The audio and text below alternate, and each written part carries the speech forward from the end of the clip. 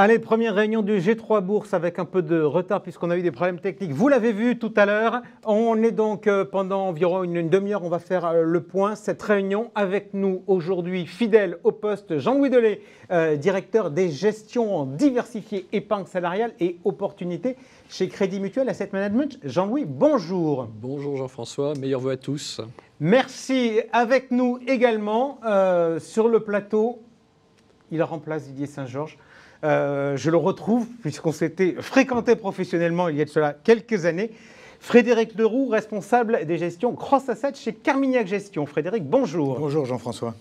Et également, il était là lors de la précédente émission, le directeur des gestions actions et convertibles de OFI AM, Éric Turgeman. Bonjour Jean-François et bonne année à tous et toutes. Allez, alors je ne vous cache pas qu'en préparant cette émission, je les ai tous appelés en leur disant quel est pour vous le driver de l'année 2022. Initialement, j'avais prévu d'intituler le débat Perspective 2022 et j'ai eu comme réponse deux mots, taux et inflation, d'où notre titre de débat, comment réagir face à la hausse des taux et de l'inflation. Alors messieurs, on va commencer par un tour de table très rapide. Il y a un débat qui avait été engagé notamment au niveau de la Réserve fédérale sur l'inflation et sur la durabilité de l'inflation. Pour vous, l'inflation est-elle durable ou pas? C'est-à-dire, est-ce que c'est un phénomène simplement lié à la crise ponctuelle ou est-ce que c'est un phénomène plus durable? Durable ou pas durable? Vous avez le droit qu'à ces deux mots-là. Jean-Louis, je commence avec vous. Alors, je mitigerai, mais enfin, je serais plutôt dans le camp des pas durables, avec alors on a effectivement des chiffres d'inflation très forts récemment, 6,7% aux États-Unis, 5% dans la zone euro. Effectivement, ce sont des chiffres qu'on n'a jamais vus et qu'on n'a pas vus en tout cas depuis très longtemps. Bon, par contre, moi je mettrais, il y a un aspect conjoncturel à cette inflation et un aspect structurel, et on pourra peut-être en parler après. Vous inquiétez pas, je pense qu'on va en reparler. Frédéric Leroux, durable, pas durable? Durable. Ok. Éric Turgeman, durable, pas durable? Plus durable qu'on pense. Ok, allez. Alors, par rapport à ça, on va essayer de comprendre plus durable qu'on pense. Allez, avec vous. Ça veut dire quoi? Mais je pense que c'est impossible de prévoir, enfin, quand on a quand même des chiffres comme ça qui arrivent, c'était pas one shot, hein, enfin, ça fait 1 an, 2 ans, enfin, qu'on commence à s'habituer à des 4, 5, 6%, 7% d'inflation. On considère que c'est transitoire parce que pour l'instant, il n'y a pas eu de relais dans les salaires. Voilà. Parce que finalement, enfin globalement, hein, aux États-Unis, c'est un peu moins vrai parce que là, il y a des pressions. En Europe, alors on voit il y a quelques métiers. Hein, quand on passe devant des cafés-restaurants, on voit qu'il y a une tension sur certains métiers. Mais globalement, le salarié n'a pas le pouvoir de négociation, encore aujourd'hui en Europe, parce qu'il y a quand même un taux de chômage qui n'est pas si faible. Ce n'est pas le cas aux États-Unis. Et puis la robotisation, enfin voilà, tout ce qu'on raconte depuis pas mal d'années. Donc il n'y a pas encore cette pression. À un moment donné, ça va venir. Et si ça vient, là, c'est la véritable inflation, parce qu'elle est transitoire. Elle est transitoire quand il n'y a pas le mécanisme de spirale. Et la spirale, elle se fera... C'est-à-dire quand on se limite à la hausse des prix. Grosso modo, on ne devrait parler d'inflation que quand on a un effet second tour. Mais c'est-à-dire que les matières premières montent. Alors, bon, le consommateur, il le voit venir. Enfin, il le sent, l'électricité, le gaz, le pétrole, etc.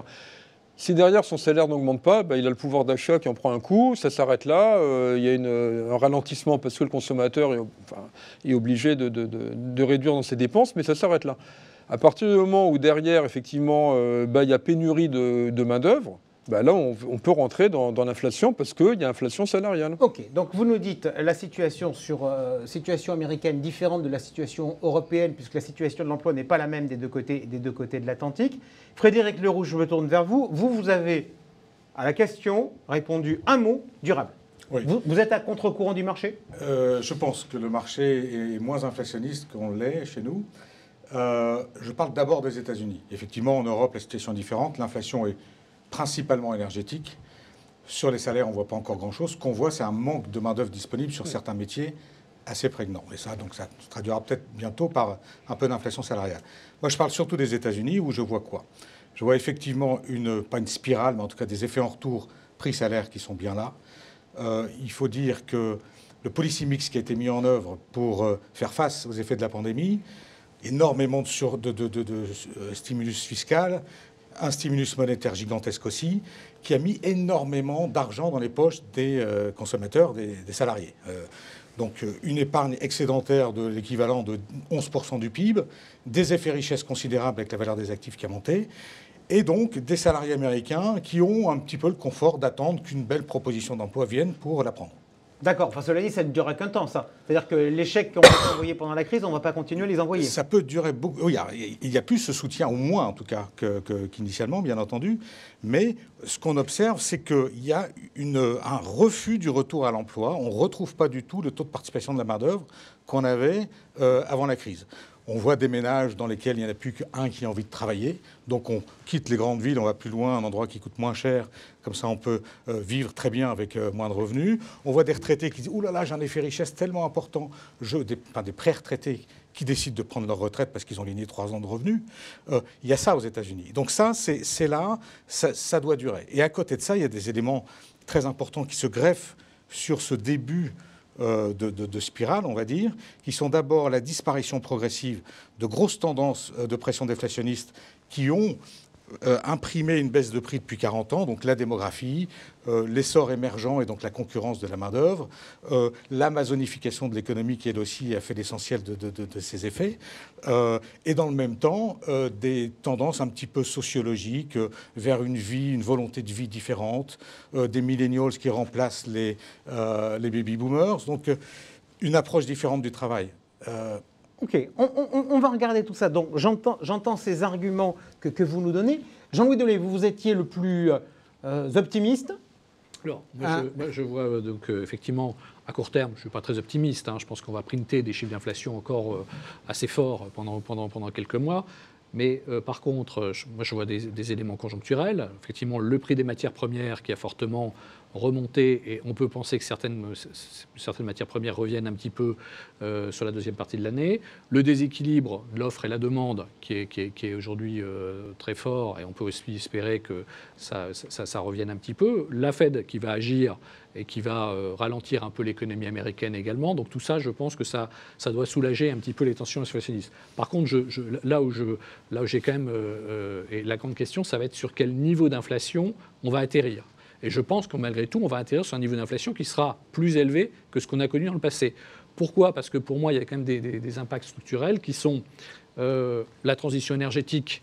Et on voit qu'aujourd'hui, on est en train de déplacer le mix. On était sur beaucoup de charbon en Allemagne ou en Chine, et on est en train de migrer vers du gaz, et ça crée effectivement une demande de gaz importante et des prix du gaz qui montent, et ça c'est peut-être un peu plus structurel.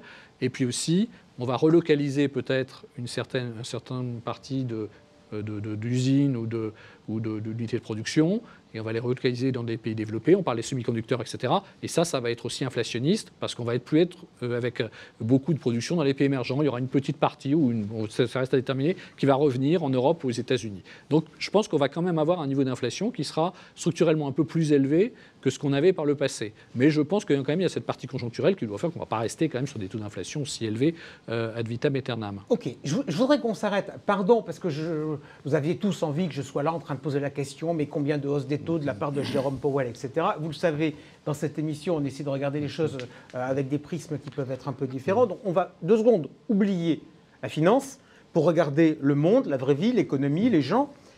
Vous m'avez tous les deux parlé d'un sujet, c'était le travail. Vous m'avez dit, Eric, tout à l'heure, la question c'est est-ce que finalement la hausse des prix va générer une hausse des salaires, et là on rentrerait dans une spirale inflationniste. Et Frédéric, vous m'avez également parlé du sujet. Est-ce que vous avez le sentiment que cette crise a changé la relation des individus au travail ? Parce qu'on avait quand même eu des alertes en France, par exemple, avec les Gilets jaunes, des gens qui disaient « mais on travaille, mais on n'arrive pas à vivre, etc. » Est-ce que, avec l'échec, les aides, le fait qu'on reste chez soi, la relation de l'individu au travail est en train de changer ? Eric Turgeman, votre sentiment ? Alors, ça dépend pour qui. Effectivement, on disait aux États-Unis, il y en a des pré-retraités qui, 3 ans avant la retraite, ont eu l'équivalent de 3 ans de salaire, s'arrêtent. C'est très bien, c'est pas tout le monde non plus, donc cela on peut comprendre. Aux États-Unis, ils ont reçu des chèques, c'est vraiment, là c'est l'hélicoptère monnaie pour le coup qui a peu lieu en Europe. à la fin, le salarié, il s'arrête de travailler s'il n'a plus besoin de travailler. Sinon, de toute manière, on reviendra. Enfin, à moins qu'il y ait une révolution complète en Europe ou enfin en France, on peut avoir à un moment donné des envies d'évasion, la peur de la maladie, etc. Mais à la fin, on va revenir à des fondamentaux.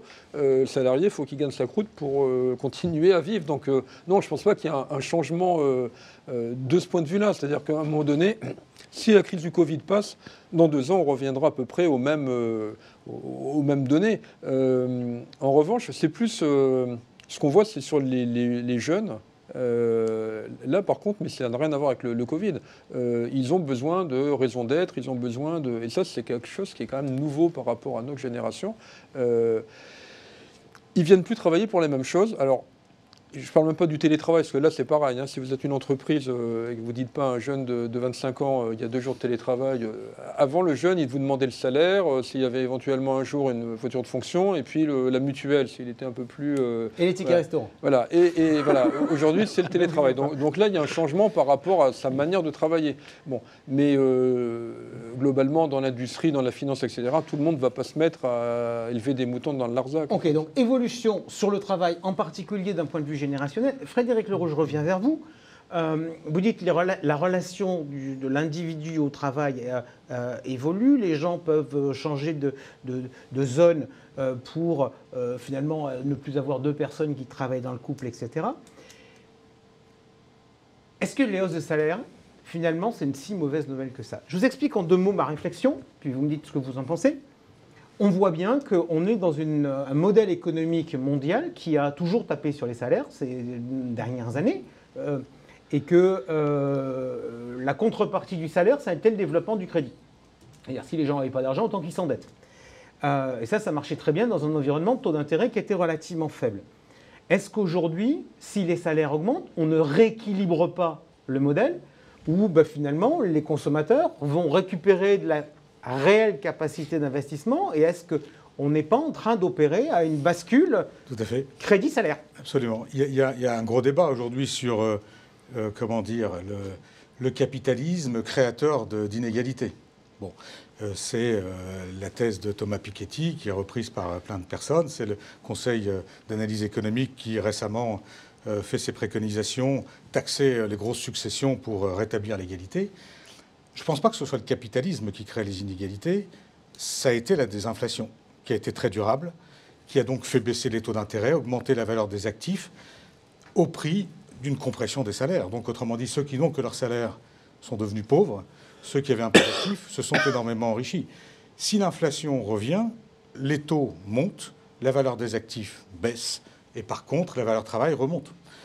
Et donc, il y a effectivement une espèce de rééquilibrage par le cycle lui-même, qui résorbe un petit peu les excès qu'il a créés lui-même dans la montée pour rééquilibrer en sens inverse avec l'inflation. Ok, alors les taux montent. Jean-Louis, je viens vers vous. On va regarder un peu vos prévisions aux uns et aux autres. On va se focaliser sur le marché américain et sur les taux courts. On voit que Jérôme Powell change d'avis assez vite, on va dire actuellement. Pour vous, vos anticipations sur les taux courts US, c'est quoi?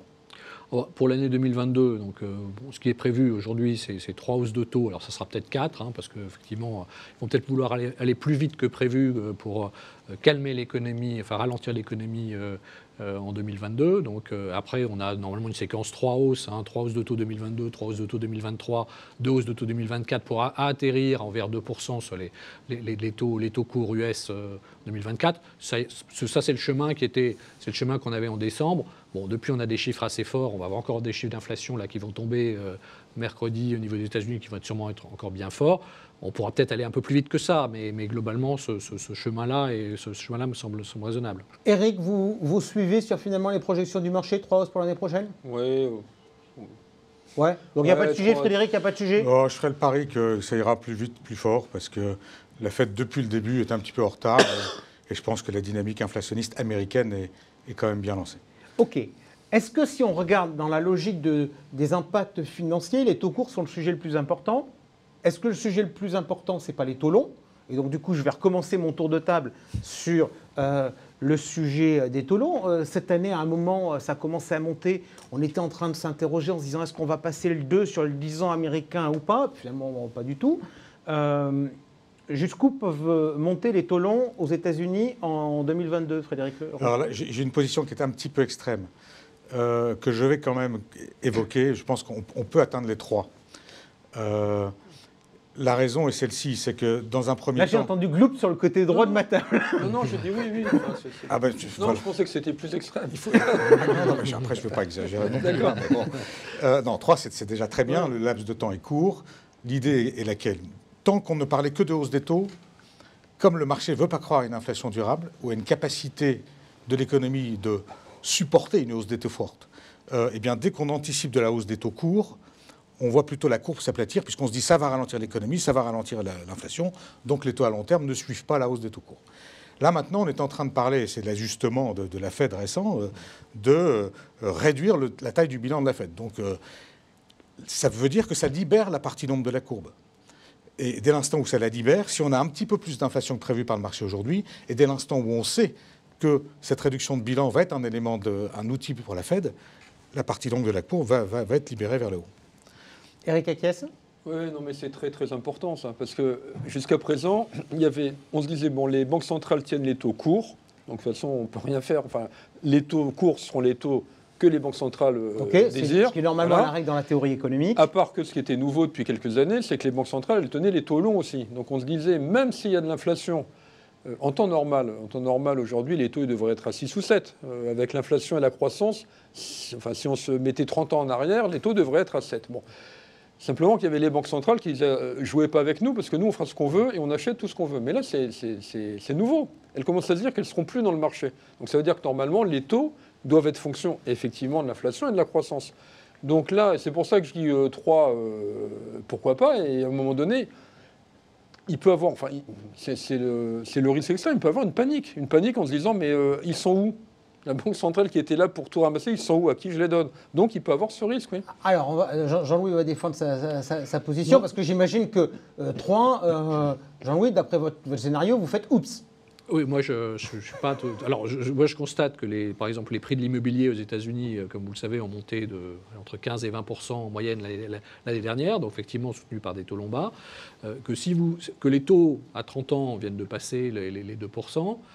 Si ça se continue sur une trajectoire comme ça, à un moment donné, l'économie va forcément ralentir fortement. Et par exemple, le marché immobilier résidentiel américain, quand vous venez déjà de monter les prix de 20% et qu'en plus vous renchérissez les conditions de crédit immobilier, parce que dans ce cas-là, les banques commerciales, elles vont forcément répercuter la hausse des taux longs à leurs clients. On peut peut-être faire des pointes, mais à ce moment-là, pour moi, ça ne sera pas très long. Parce que derrière, si vous allez à des niveaux comme ça, vous aurez un fort ralentissement de la croissance américaine à un moment donné. Donc, moi, voilà ce qu'on voit un peu. Frédéric, je vous relance, puisque vous avez lancé le chiffre de 3%.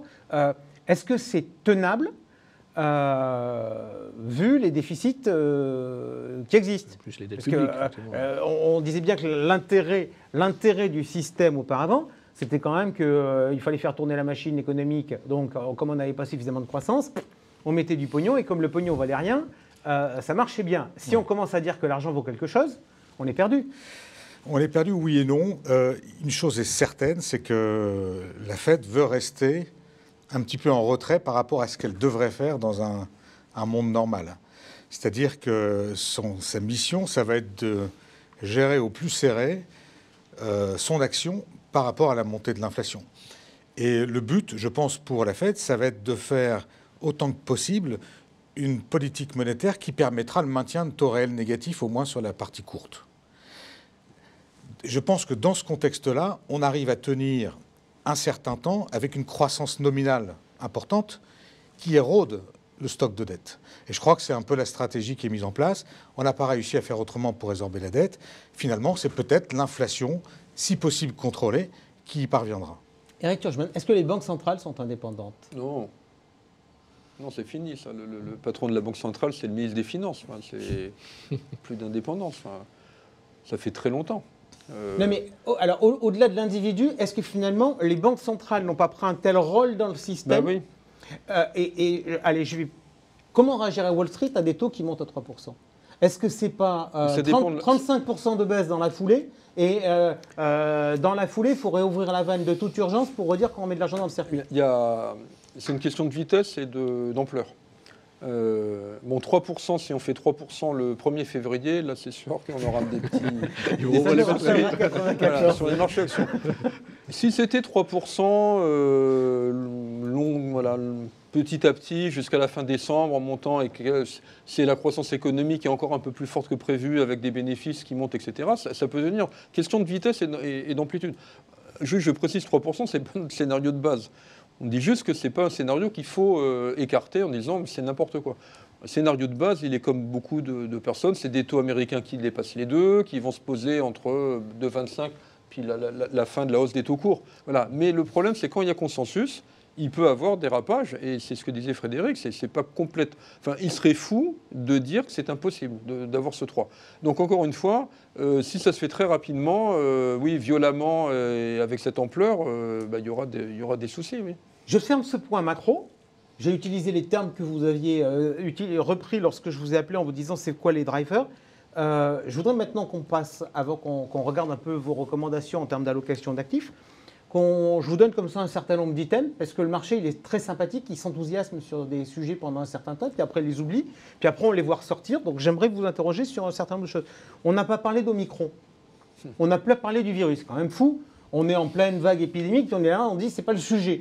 Jean-Louis, c'est le sujet ou c'est pas le sujet? D'abord, je ne suis pas médecin, Jean-François. Ça est d'abord préalable, hein. Réponse préalable. Voilà, d'abord, ça c'est important de le dire. Bon, d'autre part, on a l'impression effectivement qu'il est beaucoup plus contagieux, mais moins dangereux. Et donc finalement, d'un point de vue économique, on voit que ça va probablement impacter quand même notre économie sur le premier trimestre, ça va ralentir un petit peu la croissance, mais c'est peut-être pas un mal, parce qu'aujourd'hui l'économie va très bien à la fois en Europe et aux États-Unis, hein. Il y a quand même beaucoup de points positifs. On a un restockage, les entreprises ont des stocks qui sont très bas, donc il y a un restockage qui va se déployer là dans les mois qui viennent. Il y a des entreprises qui n'ont pas pu fournir leurs clients sur la fin de l'année parce qu'ils n'ont pas pu produire et ils avaient un shortage de composants et donc en fait quand on discute avec certains industriels, ils disent qu'ils vont reporter, ça va leur apporter une croissance additionnelle sur la première partie de l'année. Donc la croissance elle est bien là, elle est au rendez-vous. Donc finalement oui, ça va un peu pénaliser la croissance à court terme et particulièrement sur les secteurs des services. Mais en fait, finalement, voilà, sur le plan économique, on arrive à vivre avec. Ok. Frédéric, question. Biden, quand il a été élu, c'était génial. On attendait tous qu'il ait la majorité. Biden, il paraît d'une faiblesse politique absolument extrême. C'est un problème pour les marchés? Non, je ne crois pas. Je crois que le pays tourne avec son deep state, comme on dit. Hein, qui que ce soit à la tête, finalement, les choses se font. On a un exemple pas loin de chez nous, qui était la Belgique, où sans tête, les choses fonctionnaient très bien. Est-ce que finalement, ça n'a pas été une chance finalement qu'il n'arrive pas à tout faire passer d'un coup par rapport à l'environnement inflationniste? La question peut se poser. On s'attend de toutes les façons à ce que quelque chose passe. Effectivement, quelle est la taille du haircut par rapport à ce qui était prévu? C'est sûr qu'avec le dynamisme qu'on voit aujourd'hui, je pense qu'il était effectivement préférable que l'intégralité ne passe pas, parce que ça aurait été, là, pour le coup, un coup de boost à l'inflation vraisemblable, en tout cas durable, plus marqué. Eric Turgeman, la Chine, le conflit entre la Chine et les États-Unis, on ne parle plus. Parce que ça fait des années, ça durera des années. Donc, dans le marché, on ne s'attend pas à quelque chose de pire que ce qu'on a connu depuis 5 ans. Donc, c'est-à-dire que l'invasion de Taïwan, normalement, n'est pas dans le marché. Si ça arrivait, là, ça serait pareil, hein, ce serait quand même un signe noir. Non, ils vont continuer à se combattre sur une très très longue période. Voilà. Et puis Biden ou Trump, de toute façon, là, pour le coup, c'était exactement pareil. Donc ceux qui espéraient qu'il y aurait de la détente avec Biden en ont eu pour leurs frais, parce que ça va continuer. Voilà. Ok, certains ont peut-être lu un tweet, enfin, je ne sais pas si c'était un tweet ou si c'était un LinkedIn ou je ne sais pas quoi qu'est-ce, mais de Olivier Blanchard qui s'inquiétait sur l'impact du virus et du vaccin chinois sur Omicron. Oui, alors juste un mot là, je reviens sur la question précédente qui ne m'était pas adressée, mais je vais y répondre quand même. Omicron, entre guillemets, la bonne nouvelle, c'est qu'on a connu le pire en mars 2020, avec des confinements et la fermeture quasiment complète de l'économie, et que du coup, on ne fait pas deux fois... entre guillemets, mêmes erreurs. C'est-à-dire que le marché a plongé, on s'attendait à la fin du monde, il n'y a pas eu fin du monde. Donc s'il y avait à nouveau un variant, puisque ça on n'en sait rien, effectivement, on n'est pas médecin, mais si on devait retomber à ce qui s'est passé en mars 2020, je ne pense pas qu'il y ait le même effondrement parce qu'on sait, on a su comment faire. Voilà. Donc ça, c'est un point important. Et je n'ai pas répondu du coup à votre question qui était... La question c'était, si le vaccin chinois n'est pas efficace contre Omicron, est-ce qu'il n'y a pas un risque de ralentissement majeur sur une économie qui est déjà en train de fortement ralentir? De toute façon, en plus, ils ont une politique zéro Covid qui est la leur, hein, enfin, elle est respectable, mais effectivement, on peut avoir un ralentissement. Alors dans ce cas-là, on ne peut pas avoir le pire des deux mondes. Hein. C'est-à-dire s'il y a un ralentissement, les taux, ils n'iront pas à 3%. C'est-à-dire que normalement, voilà, on ne peut pas avoir... C'est intéressant d'ailleurs, parce que Chine et États-Unis, on reste un petit peu dans une forme d'antiphase. Il est possible que la Chine ralentisse encore un peu, à un moment donné où le reste du monde fonctionne bien, ce qui permet de limiter un petit peu les surchauffes. Il est aussi très vraisemblable qu'après cet épisode Omicron, après les JO, les Chinois mettent enfin en œuvre... un policy mix beaucoup plus favorable, fiscal et monétaire, qu'on attend depuis un certain temps, à un moment où on sera peut-être à ce moment-là dans une phase de ralentissement américain, et donc un équilibre au niveau de la croissance mondiale tout à fait favorable. Ok, il est 59, on a encore quelques minutes. On va maintenant être très pratique en termes d'allocation d'actifs, avec des questions-réponses courtes pour chacun. Premier sujet, j'ai compris qu'avec des ampleurs plus ou moins importantes, mais tout le monde disait, notamment, surtout aux États-Unis, hausse des taux courts, hausse des taux longs. Question toute bête, quand on fait de l'allocation d'actifs, est-ce qu'on met encore des taux dans les allocations d'actifs ou est-ce qu'on fait des allocations d'actifs cash action? Jean-Louis. Alors, nous, on trouve quand même qu'il y a certains segments du marché obligataire, certaines niches qui sont intéressantes. Les obligations indexées sur l'inflation, par exemple, elles sont au contraire, elles profitent de ce scénario de tension inflationniste. Donc ça nous semble intéressant à la fois en Europe et aux États-Unis. Le high yield qui aujourd'hui présente aussi des taux d'intérêt intéressants, 2,5-3% en Europe par exemple, avec des signatures de relativement bonne qualité. Les convertibles, voilà ce qu'on peut faire sur la poche d'eau. Par contre, effectivement, on est assez sous-sensible sur la partie souveraine, que ce soit aux États-Unis ou en Europe. Sous-sensible, dites-vous. J'aime beaucoup le terme. Est-ce qu'il peut vous arriver, est-ce que vous avez le droit d'être en sensibilité négative, c'est-à-dire de gagner de l'argent quand les taux remontent? Alors après, ça dépend des fonds. Hein, c'est chaque fonds par fonds a ses latitudes de gestion. Donc ça, c'est une approche qui peut effectivement exister chez nous, mais ça dépend des fonds et des mandats. Frédéric Leroux. Oui, alors sur les taux, effectivement, sur les courbes gouvernementales, notamment américaines, allemandes, il y a beaucoup de choses à faire. Il y a des mouvements de courbes qui sont à travailler et qui permettent de faire gagner de l'argent à nos clients dans un contexte de hausse des taux, c'est clair. On a aussi tout à fait la faculté d'avoir une sensibilité nette négative, ce que nous faisons de temps en temps. Il y a sur le corporate et notamment sur le high yield encore des très très belles poches de valeur.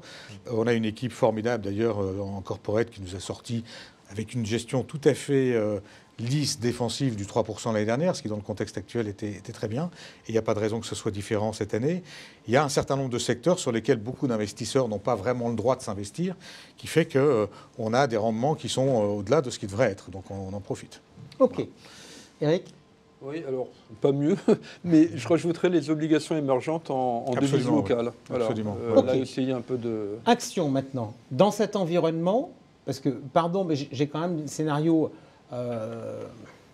on a peu parlé de croissance économique, mais on sent bien qu'il y a quand même un peu de croissance. Donc on se dit qu'il va y avoir de la croissance des bénéfices d'un côté et des éventuelles problématiques de valorisation avec la remontée des taux longs.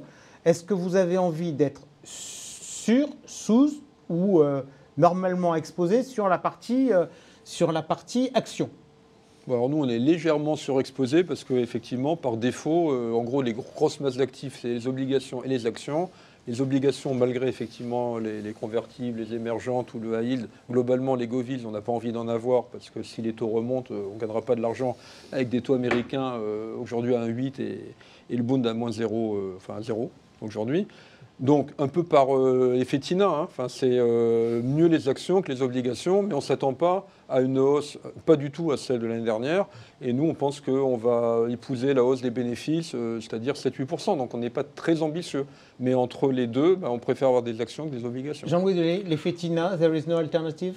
Exactement. Alors plutôt Europe et États-Unis aujourd'hui qu'émergents, parce que dans la phase de hausse des taux aux États-Unis et de renforcement du dollar, La partie émergente nous semble un peu plus à court terme. En tous les cas, on y reviendra peut-être en cours d'année parce qu'il y a quand même des fondamentaux très, très, très favorables, surtout la montée en puissance des classes moyennes, etc. Tout ça, ça reste d'actualité à long terme. Mais en ce moment, les pays émergents doivent défendre.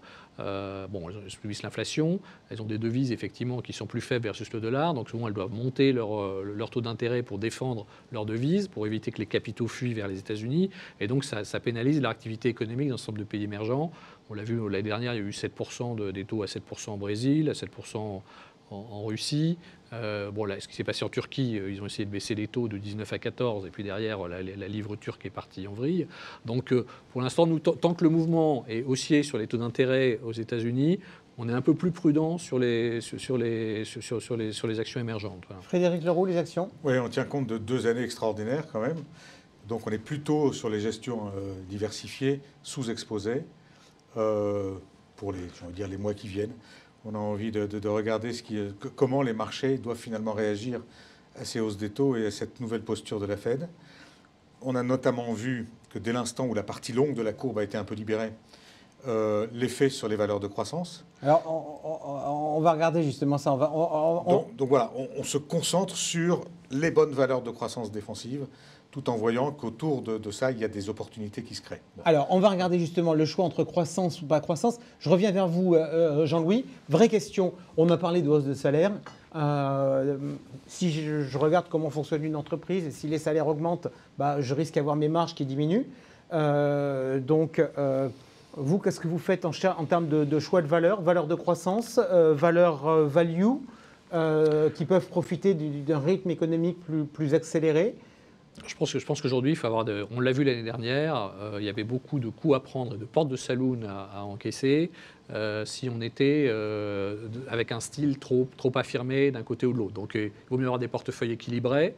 Il faut avoir effectivement des valeurs qui profitent de la hausse des taux d'intérêt et de la pente de la courbe. Donc là, on va parler des financières, bien sûr. Mais il faut aussi savoir acheter des valeurs de croissance et surtout qui ont du pricing power. On parle plutôt que de croissance ou value, c'est le pricing power. Enfin, ça fait des mois qu'on en parle. Ça reste, on a vu que l'année dernière, le CAC 40 a fait une des meilleures performances des bourses mondiales parce qu'elle a énormément de sociétés de luxe ou de tech qui ont extrêmement bien fonctionné. Et donc ça pour nous, ça reste. Est-ce que le luxe a vraiment du pricing power si la chute va mal? C'est-à-dire est-ce que le pricing power du luxe n'est quand même pas très dépendant de l'environnement économique mondial? Non, mais attendez, ce dont on parle du luxe, d'abord c'est des articles premium, c'est cher, mais ça reste voilà. Et le consommateur chinois ne va pas si mal que ça. La consommation en Chine ne va pas si mal que ça. Frédéric Leroux, les choix de valeur entre style, value, growth? Oui, donc comme je disais, plutôt le maintien d'un noyau de portefeuille sur les valeurs de croissance, de qualité, avec pricing power. Ce qu'on a vu avec la hausse des taux qui montent, des taux longs, c'est que les valeurs avec une grosse capacité de croissance de chiffre d'affaires, mais pas encore de résultats, souffrent considérablement dans l'environnement de hausse des taux longs du fait de l'actualisation et donc de la baisse de valorisation. Donc c'est ce qui a un peu pénalisé Carmignac Patrimoine cette année? Il y a eu une petite partie de notre portefeuille qui est restée sur ces sujets sur lesquels on avait des convictions fortes, qui ont fait souffrir en fin de période, en fin d'année. Ouais. Donc là, on recentralise vraiment on recentre sur des valeurs de croissance de qualité, tout en regardant quand même les thématiques un petit peu plus value qui ont été négligées par le marché, notamment peut-être un petit peu d'énergie, les bancaires quand même en Europe.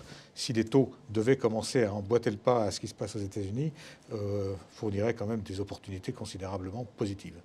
C'est assez drôle cette première émission de l'année parce que par rapport à l'an dernier, on sent qu'on a des avis qui sont quand même beaucoup plus divergents. Christine Lagarde aurait du mal à faire un consensus comme elle tente de le faire à la BCE. Eric Kirchmann, valeur croissance, value. Ouais, alors moi je fais la segmentation par rapport aux taux. Comme je pense que les taux vont monter, dans les values, il y a des valeurs qui ont intérêt à ce que les taux montent. Les bancaires et les utilities sont aussi value et elles en pâtissent. Et dans les valeurs de croissance, il y a des cycliques. La STM, c'est des valeurs de croissance cyclique. Côté de ça, je sais pas, Dassault Systèmes un peu moins cyclique. Si on considère que les taux vont monter, on a envie d'aller vers les valeurs dites taux qui bénéficient de la hausse des taux. Attention, moi je dis attention aux fausses valeurs de croissance, parce que quand on a des PE de 50, 60 ou 70, on n'a pas le droit à l'erreur. Hein, voilà, parce que là, à un moment donné, le dérating peut être massif. Bon, moi, je suis toujours pas très à l'aise avec des PE à 60. Bon, voilà, j'ai été formé comme ça. Enfin, sauf si c'est une société value en retournement de cycle. Voilà, sauf dans ces cas-là. Mais la valeur de croissance à 60, il ne faut pas qu'à un moment donné, il y ait 7% de croissance au lieu de 9, par exemple. Parce que là, vous avez un dérating massif. Donc, attention aux fausses valeurs de croissance. Enfin, allez, dernière question. Vous savez qu'on a prévu de se voir 3 fois dans l'année à l'occasion de ce G3 Bourse. Est-ce que l'année va être sport? C'est-à-dire que, est-ce que là, on sort d'une année à 28% de hausse à peu près sur toutes les grandes places occidentales. Personne ne regarde dans le détail ce qui s'est passé. Tout le monde a dit c'est la fête au village. Ça va swinguer cette année? Oui, vraiment, je pense. La liquidité a fait notamment que l'année dernière, toutes les mauvaises nouvelles étaient très très vite absorbées par le marché. La liquidité qui va se réduire là, forcément, aura des effets différents. Oui, et alors en plus, ce qui s'est passé, c'est qu'en fait, par rapport aux attentes de bénéfices du début de l'année, certes, le marché a pris 25%, mais il y a eu aussi une hausse de 25% des attentes de résultats. Donc ça a accompagné la hausse. C'est pas évident, justement, avec les problèmes des marges, parce qu'il n'est pas évident que les sociétés arrivent à préserver leurs marges, qu'on ait là des révisions à la hausse. Et à un moment donné, ça peut swinguer. Jean-Louis, vous partagez? Oui, moi je partage, ça va être la volatilité va augmenter, on est dans une phase de resserrement monétaire aux États-Unis, dans ces cas-là, et en plus on réduit la taille du bilan, donc oui, non, c'est sûr qu'il va y avoir de la volatilité, mais ça fournira des bonnes opportunités. On se rappelle que le prochain rendez-vous, ça sera au mois de juin, le prochain rendez-vous de ce G3 Bourse. On continue cette émission.